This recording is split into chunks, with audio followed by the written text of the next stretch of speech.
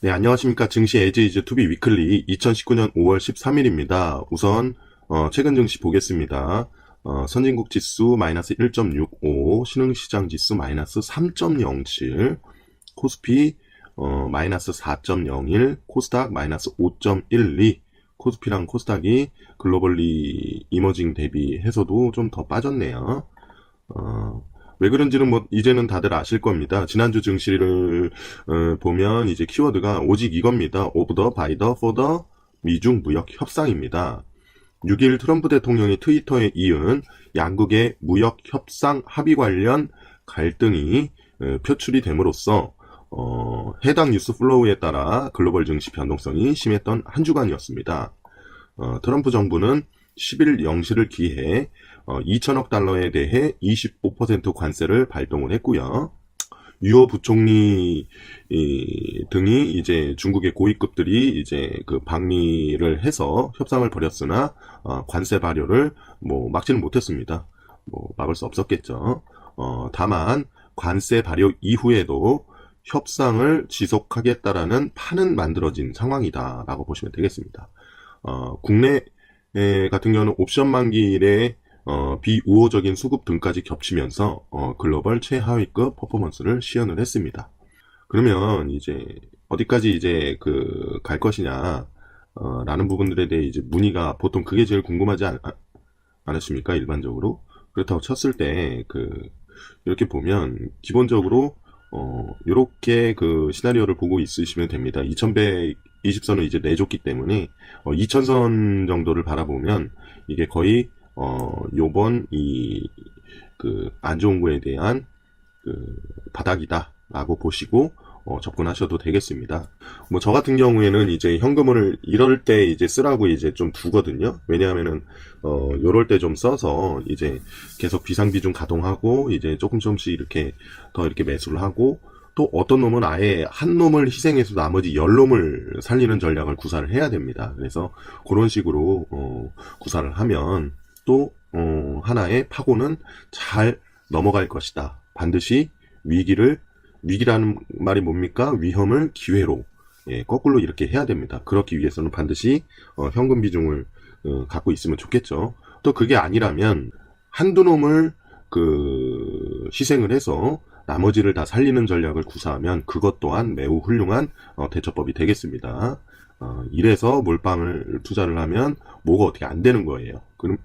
그래서 이제 몰빵하는 사람들의 수익률이 오히려 더 안 좋아지는 그런 사태가 벌어지곤 한다는 것을 뭐 참고하시면 좋을 것 같습니다. 자, 이번 주 증시 키워드도 마찬가지입니다. 오브 더 바이 더 포 더 미중 무역 협상입니다. 시장 전체에 미치는 미중 무역 협상 관련 뉴스 플로우에 따라 시스테미컬한 위험이죠. 여전히 일희일비할 가능성을 내포할 것으로 예상이 되고 있습니다. 그리고 도대체 무슨 일이 있었고 어떤 일들로 진행이 될지에 대한 양상은 맨 아래 샤프스터님이라고 뭐 아시잖아요. 유튜브 하시는 분들은.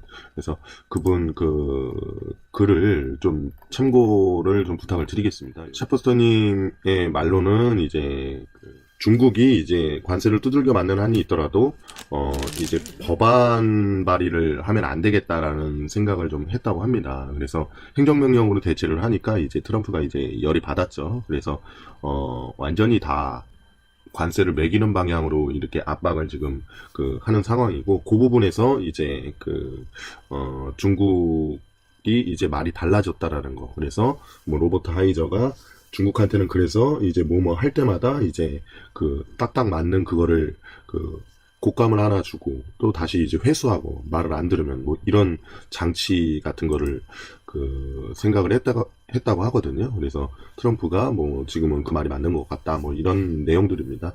자세한 건 가서 살펴보시면 좀 좋을 것 같고요. 저는 이제 말씀드리고 싶은 게 이게 좀 장기화가 될 수도 있겠다라는 생각이 좀 듭니다. 일단은 후속 일정을 못 잡고 협상을 계속 기록하였다고 합니다.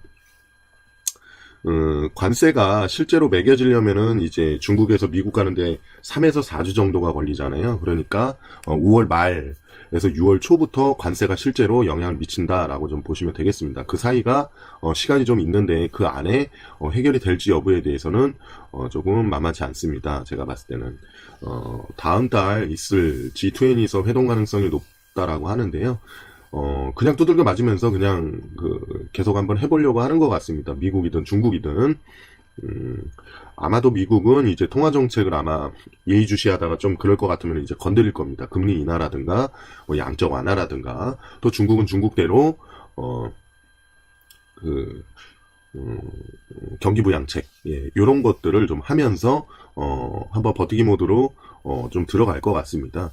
그래서, 요게 어떻게 될지에 대해서는 사실상 아직까지는 시계가 제로이기 때문에, 이게 극적인 타결이 될 수도 있겠지만, 기본적인 전제는, 이게 조금 하루 이틀 만에 될 문제는 아니구나, 라고, 좀 보셔야 될 것 같습니다. 뭐, 내용이야, 뭐, 워낙 많이 나와 있으니까, 그렇게 보시면 될 것 같고요. 중요한 거는 양측의 이제 어떤 입장이나 뭐 이런 것들 아니겠습니까? 그래서 그런 거를 최대한 빨리 했으면 좋겠어요, 저도. 근데 저희가 뭐, 저희 마음대로 이게 또 되는 게 아니지 않습니까? 그래서, 그렇게 보시면 될 것 같고요. 무역전쟁 2라운드라는 표현이 있네요. 뭐, 한국 증시도 잡을 안 서, 뭐, 접기에 시장 안정 조치 취하겠다, 정부. 그거는 뭐, 마찬가지죠. 미국, 중국 뭐 다 마찬가지입니다. 그래서, 누차 말씀드리지만, 이제 장기화가 됨에 따라서 이제 이렇게 좀 힘을 조금 잃어갈 가능성이 높습니다. 그러면, 그걸 활용을 해가지고, 이제 방만을 뭐, 어쩌고저쩌고 해가지고, 이렇게 이제 플레이를 하시면 좋을 것 같고요. 다만 이제, 해당 변수가 또 변수가 안 될 수도 있어요. 저렇게 그냥 싸우고 있는 게. 또 다른 뉴스에 따라서 또 반응을 할 수 있기 때문에, 무슨 얘기냐면 이제 빅스 지수라고 이제 변동성 지수 아니겠습니까? 요 5월 6일, 7일, 8일 이제까지 갔다가 이제 협상을 어쨌든 계속한다라는 소식이 나오니까 이제 급격하게 또 이제 빅스를 줄여가고 있습니다. 즉 시장이 또 적응을 할 개연성이 좀 있기 때문에 지금은 막 이렇게 계속 내려갈 것처럼 보이지만 또 어느새 둔감해지면서 또 이제 새롭게 또 뭐가 좀 된다라고 이렇게 보셔도 크게 틀리지 않을 것입니다. 혹시나 걱정하시는 분들이 있으면 지나간 모든 위기들을 잘 생각을 해 보십시오. 다 해결하면서 왔었습니다. 혹은 둔감해지면서 다 왔었습니다. 또 새로운 것이 옛날 것을 덮고 갔었습니다. 물론 지금 미중무역 패권 전쟁은 굉장히 좀 중요한 거기는 하나 이것 또한 결국 뭐 둔감이라든가 뭐 해결이라든가 뭐 이러한 것들로 또 이제 파고가 넘어갈 것이기 때문에 뭐 각국 정부의 이제 대처라든가 통화 정책이라든가 다 뭐 그런 게 있습니다. 그래서 그런 식으로 눈 똑바로 뜨고 위험을 기회로 삼을 수 있는 시청자분들이 되면 좋겠습니다. 예, 여기까지 하도록 하겠습니다.